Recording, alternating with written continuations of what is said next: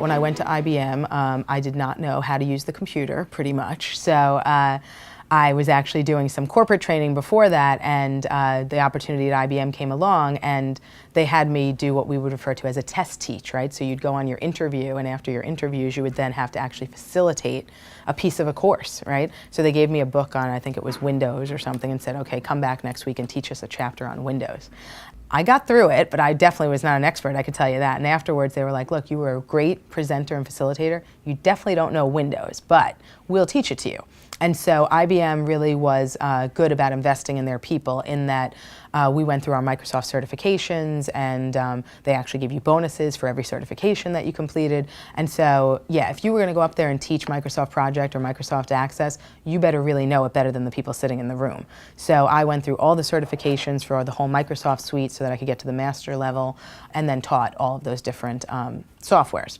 So then how do you make the shift then to back to corporate training, right? So actually Bear Stearns was a client of IBM's, and I used to teach Access over there, and I knew they had an opening, and I always loved the softer side of learning. And you know, even though it's harder, I think, in a lot of ways to teach, because you know, you teach somebody coaching skills, but then getting them to actually do it is a lot harder than saying, okay, I'm going to teach you Excel, and I'm going to teach you how to do a pivot table, and you're going to be able to walk out of here and do a pivot table. You know, it's kind of black and white, versus, okay, now you need to coach and motivate your staff. Not as easy. So, you know, the technical skills, I definitely went to classes and learned. The same thing with the softer skills. You know, some of it obviously you get on the job being a manager of staff. You kind of learn at trial and error.